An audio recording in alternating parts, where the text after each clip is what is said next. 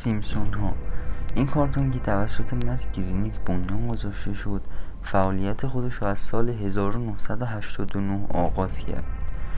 بسیاری از مردم معتقدند که این کارتون دریچه‌ای رو به آینده برای انسان ها هستش و دیدن اون رو برای آگاهی از آینده ضروری می‌دونند.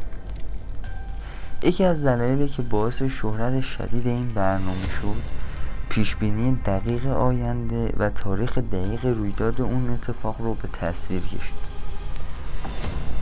و الان داخل این ویدیو قرار 8 تا از پیشبینی سیمپسون ها رو بررسی کنیم که 4 تا از اونها تو دنیای امروزی به واقعیت پیوسته و 4 تا از اونها رو برای سال 2024 طراحی کردن و هنوز اتفاق نیفتاده و قراره در آینده اتفاق بیفته.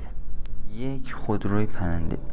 یکی از قسمت ها که در سال 1992 پخش شد که در اون صحنه یک خودروی پرنده از کنار هومر هنگام ورود به سینما رد میشه و سپس دقیقاً تو سال 2017 اولین خودروی پرنده به نمایش گذاشته میشه. 2. در سال 2014 در آن تیکه از کارتون بسیار سعی داشتن که تغییرات قابل توجهی که از سال 2014 به بعد انجام میشه رو به تصویر بکشه، از جمله تلفن‌های تصویری و ساعت‌های هوشمند. و بالاخره در سال 1994 اولین ساعت هوشمند با قابلیت انتقال داده به کامپیوتر رونمایی شد. 3. انتخاب دونالد ترامپ. در اپیزودی با نام بارد در آینده که در سال 2000 منتشر شد اشاره کامل و مستقیم به برنده شدن دونالد ترامپ و انتخاب او به عنوان رئیس جمهور دولت آمریکا کرد و خب این اتفاق در سالهای نچندان دور اتفاق افتاد و ترامپ به عنوان رئیس جمهور دولت آمریکا انتخاب شد. 4. ویروس کرونا. داخل قسمت 21 در فصل 4 چون یک کارخانه در آسیای شرقی در نزدیکی کشور ژاپن یکی از کارکنان در اون صحنه عطسه میکنه و از دهان اون ویروسی بیرون میاد و در جعبه جای میگیره. سرانجام به محض اینکه بارها و جعبه ها به سطح شهر رسیدند، با باز شدن جعبه ها کل مردم آن شهر به این ویروس جدید مبتلا می شوند و شیوع ویروس جدید شروع می شود. و اما 4 تا از پیشبینی سیمپسون ها برای سال 2024 که هنوز به واقعیت نرسیده ولی تاریخ اون مشخص شده رو قرار همین الان با هم نقد و بررسی کنیم و راجع به اون نظرهای خودمون رو بگیم. 1. انتخاب دوباره ترامپ به عنوان رئیس جمهور آمریکا.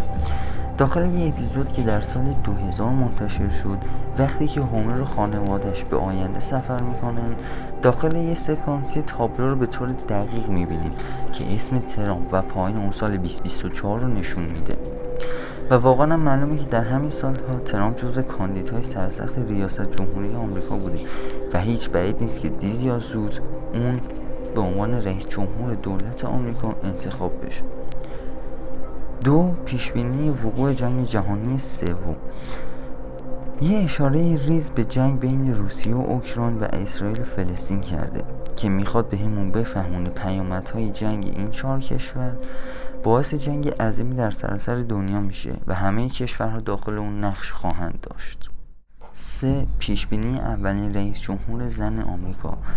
کامیلا هریس، زنی که جانشین جو بایدن یعنی رئیس جمهور فعلی آمریکا هستش و یکی از کاندیدهای اصلی و رقیبی سرسخت برای ترامپ در این دور از انتخابات آمریکا هستش و احتمال این که اولین رئیس جمهور زن آمریکا برای اولین بار در تاریخ انتخاب شه هیچ بعید نیست.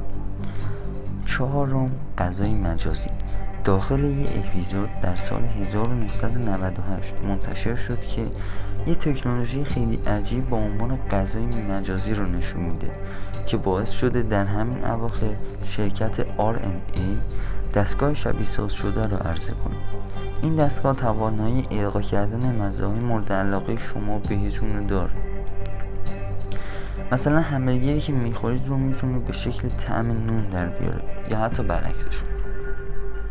به نظر من برمیگرده به همون فراماسونری و نظریه کنترل جهان، چرا که با این دستگاه میتونن انسانها و برده های خودشونو در آینده به کمترین چیز راضی نگه دارن و از اونها از اون طرف ازشون کار بکشن